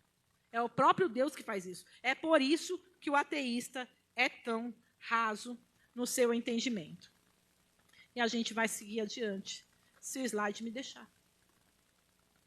Eu estou apertando o botão certo. Eu acredito nisso. E aí eu pulei algumas coisas, porque basta para a gente caminhar para a nossa conclusão. Quando a gente fala sobre a nossa fé, então nós entendemos até agora pelo menos 3 tipos de fé, correto? Que são aquilo que mais a gente tem como entendimentos de fé no nosso país, né? Nosso país é um país de busca de fé, né? A gente tem um monte de outros tipos, pequenas religiões, mas a gente tem como fé racional e busca de fé no nosso país os testemunhas de Jeová com um grande volume, né, de seguidores. A gente tem o espiritismo na sua forma mais ampla, né? Nós falamos na sua forma mais concentrada, porque a gente falou apenas de Allan Kardec, né? Mas a gente tem o espiritismo na sua forma mais ampla, né? A cada dia mais sendo divulgada e atraindo seguidores. E aí a gente tem, nisso, a gente tem a preocupação de fazer com que a gente entenda a nossa base de fé. Porque senão, daqui a pouco, meus amados, eles vão vir com uma intensidade nos seus ensinamentos e tentando atrair-nos de tal forma que, se nós não tivermos com a nossa fé alicerçada e baseada em princípios sólidos, a gente vai se deixar levar. Porque me diz aqui, quem aqui não conhece pelo menos uma pessoa ou já viu falar que saiu da igreja de Cristo e voltou atrás? Levanta a mão. Ninguém aqui conhece ninguém. Eu conheço pelo menos uns 5. Tá vendo? Deixou a fé cristã e olhou para a seita. Deixou a fé cristã e olhou para trás. Por quê? Porque falta alguma coisa. Falta o quê? Bases sólidas, de um alicerce sólido do conhecimento da nossa fé. Porque na nossa sociedade, ela está se deteriorando. Né? Há um crescimento muito grande do relativismo, subjetivismo e do egocentrismo. Né? Um homem fechado em si mesmo, relativismo, tudo depende e tudo depende. Isso se chama relativismo. Né? Tudo é relativo. Ah, eu não faço isso? Depende. Eu não faço aquilo, eu não penso assim? Depende.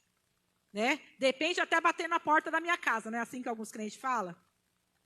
Depende até chegar na minha casa. Né?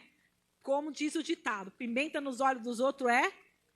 Isso funciona para o crente, meu amado, não devia ser assim. Mas fala que não é assim. Para uma boa parte dos crentes, o que está funcionando é assim. Serve até chegar na porta da minha casa. Chegou na porta da minha casa, tudo depende. E não pode ser assim. A gente tem uma fé absoluta, uma fé alicerçada. E a gente vai estar vendo isso daqui a pouquinho. Crescimento do misticismo, da religião, da liberação, da rebelião moral. Não precisa exemplificar, né?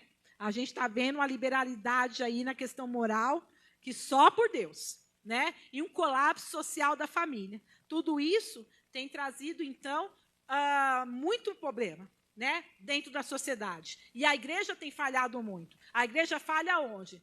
No treinamento e ensino da sã doutrina e da verdade. E aí eu vou trazer a colocação que a nossa amada fez ali. Né? Quantos têm ido a templos religiosos, né? Igrejas e templos religiosos, e está lá e curte o momento e absorve aquilo que está sendo ministrado ali, mas não para entender se ali se fala do Pai, do Filho e do Espírito Santo, de forma como as Escrituras dizem. Eu estou ali para ser abençoado. Eu estou ali para receber a minha bênção. Eu estou ali porque ali diz que tem Jesus. Mas e os princípios fundamentais da palavra de Deus? Está sendo pregado? É aquilo que realmente traz a salvação? É aquilo que realmente é o fundamento da nossa fé? Então a gente falha. Né? A igreja tem falhado o quê? Em fazer a diferença na vida moral e social de seus membros. Hoje, e aí nós estamos falando de nós para nós mesmos, né? Nós estamos aqui em tudo crente. Né? Não tem igreja que agora, não tem igreja evangélica para tudo quanto é entendimento e interpretação espiritual das Escrituras. Não tem tudo nas igrejas evangélicas, não tem igreja para tudo quanto é interpretação moral das Escrituras. Eu não preciso falar. Não é verdade? Liga a televisão. Nos canais religiosos. Né? É só ligar a televisão nos canais de crente. Liga a televisão nos canais de crente, você começa, se você é um crente que tem apenas um pouco de entendimento das Escrituras, você começa a pedir misericórdia para Deus, irmãos. Porque é um tal do sal, da cruz, da rosa, da fronha. Isso é o mínimo.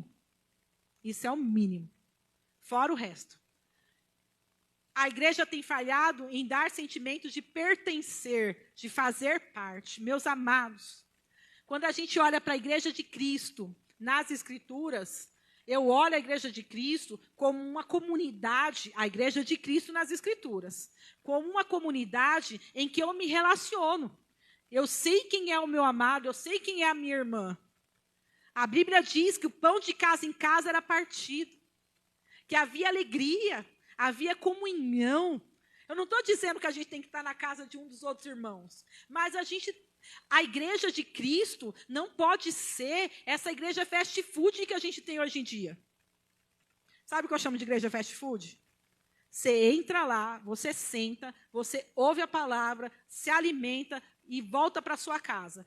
Ninguém sabe o seu nome, ninguém sabe aonde você mora, ninguém conversou com você, e o que importa para aquela igreja, para aquela reunião local, é que você esteve ali, ouviu a palavra, e eles estão super felizes que fizeram a parte deles. Isso não é igreja.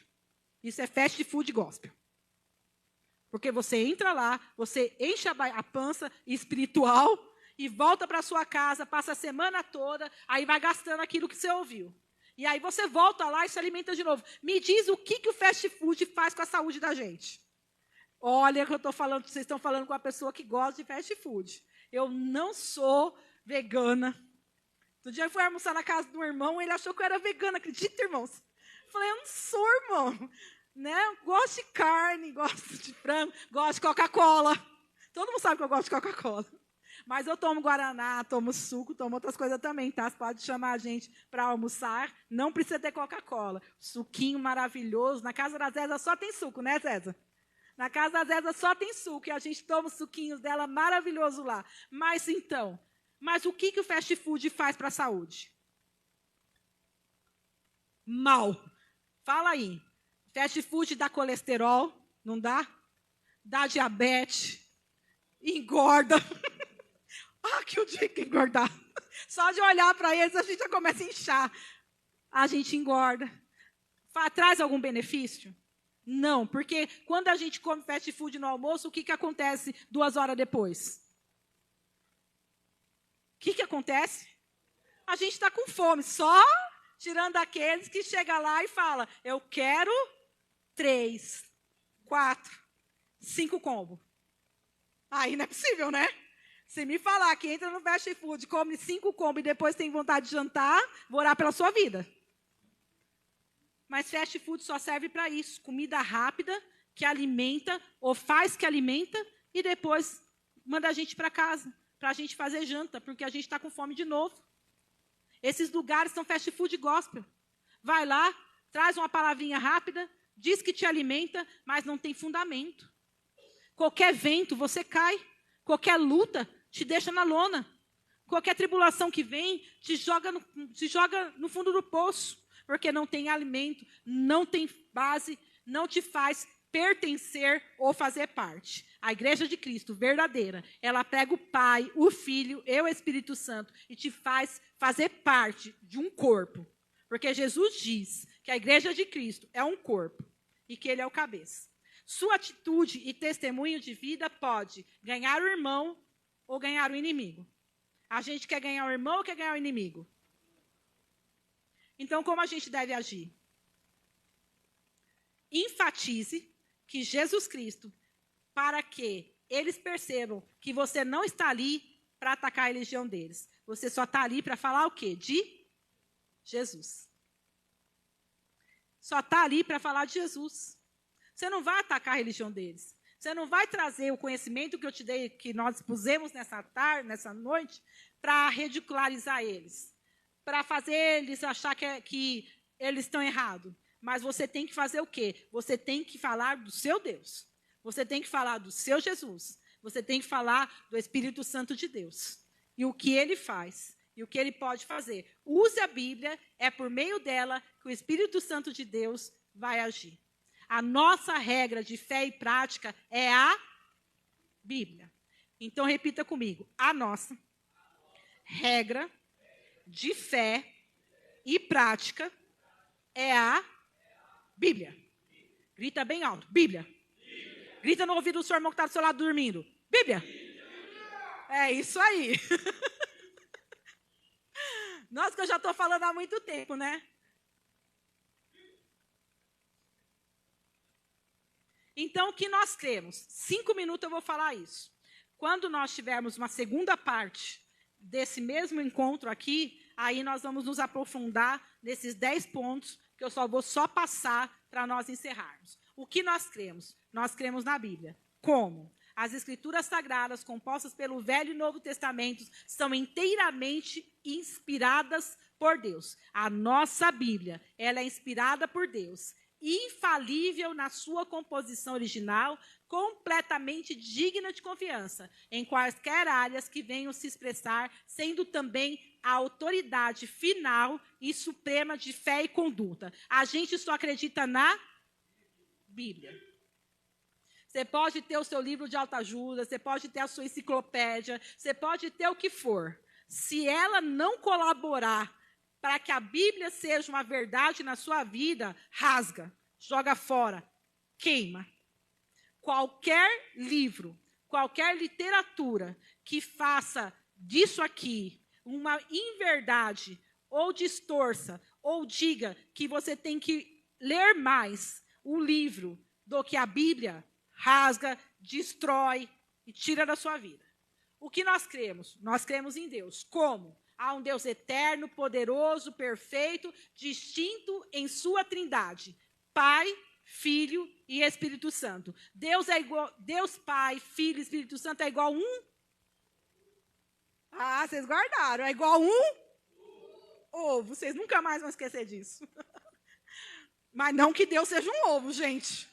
Daqui a pouco vocês estão aí fora falando, a pastora falou que Deus é um ovo. Não, eu vou falar que vocês são hereges.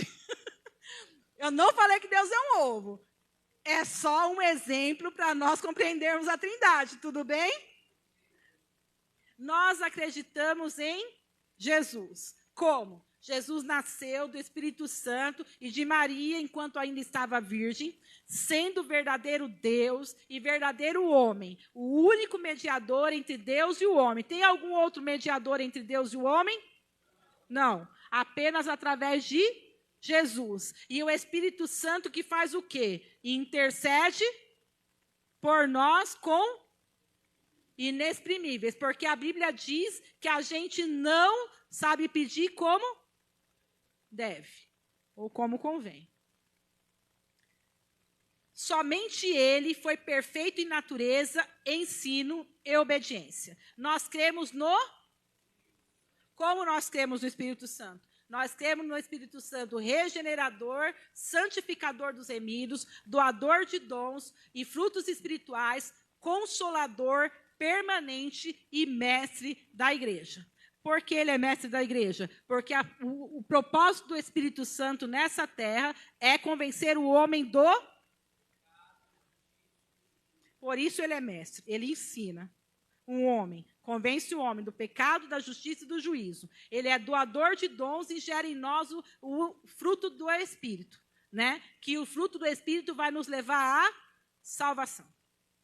Nós acreditamos no como? Em Adão, a humanidade foi criada à imagem e semelhança de Deus. Então, todos nós proviemos de Adão.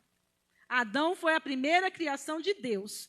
Todos nós descendemos de Adão. Devido à queda também toda a humanidade tornou-se corrupta e distanciada de Deus. O essencial para o homem é a sua restauração, da sua comunhão com Deus, o qual o homem foi incapaz de operar por si mesmo. Então, o homem pode se salvar sozinho? Não. Nós somos incapazes de nos salvar. Por quê? Porque a gente é pecador. A gente é pecador. Por isso a gente não pode se salvar. Por isso a gente precisa de Jesus, que proporcionou a nossa salvação. Nós cremos na salvação. Salvação, primeiro, ela eterna. Como? Como dom de Deus, providenciada para o homem unicamente pela graça do Senhor e pela morte vicária de Cristo Jesus. A fé é o meio pelo qual o crente se apropricia dos benefícios da salvação pela morte de Cristo. Então, a salvação vem por meio de Cristo. Somente por meio dele. Através da nossa fé. Sem fé, é impossível se achegar a Deus. É necessário que aquele que se aproxima de Deus, como a Bíblia diz, tenha fé. Nós cremos na ressurreição e na segunda vinda. Como? Jesus Cristo ressuscitou fisicamente, dentre os mortos, subiu ao céu e voltará na consumação dos séculos para julgar os homens. E isso é um assunto bastante profundo, nós só estamos passando. Nós acreditamos no destino natural do ser humano. Como? A punição eterna, incluindo a separação, a perda da comunhão com Deus, o destino final do homem não regenerado e Satanás com todos os seus anjos. Que é uma outra coisa profunda que nós precisamos de mais tempo. Nós acreditamos na igreja. Na igreja como? A igreja cristã, o corpo, a noiva de Cristo, é consagrada a quê? E ao de Deus, por meio da proclamação fiel da palavra, prática das boas obras e a observação de duas coisas importantes para a nossa fé, que é o e a. E nós acreditamos na missão da igreja. A missão da igreja qual é? A tarefa da igreja é ensinar a todas as nações, fazer com que o evangelho produza frutos em cada aspecto da vida e do pensamento humano. A missão suprema da igreja é ser instrumento para a salvação das. Deus transforma a natureza humana, tornando-se isso, então, um meio para a redenção da sociedade. Esses são os 10 pontos básicos da nossa fé. Claro que eles precisam ser muito mais explorados, e isso nós vamos fazer no segundo encontro com os jovens, que a gente vai estar falando sobre mais um pouco, sobre outras religiões, e vamos estar gastando, dedicando, não é gastando. Gastando é coisa ruim. Gastar é ruim, né, irmãos? Gastar é muito ruim. Cartão de crédito, as coisas que eu diga. Então, eu não falo gastar. A gente vai estar colocando mais tempo, dedicando mais tempo a nós tratarmos cada um desses 10 pontos de alicerce, de base, que são os aspectos básicos da nossa fé. Amém? Obrigado por emprestar o ouvido dos irmãos para mim. Falei demais. Eu falo muito, mas eu espero que tenha alcançado o objetivo dos irmãos, eu espero que os jovens tenham alcançado o objetivo pelo qual propuseram estar aqui. Fagner, vem cá, nosso líder dos jovens. Mais uma vez, agradeço a oportunidade que eles me deram. Não que eles não sejam capazes de fazer, o próprio Fagner tem nos abrilhantado e nos presenteado sendo um excelente mestre, mas eles me honraram com essa graça de estar aqui, e eu agradeço a minha oportunidade em nome de Jesus.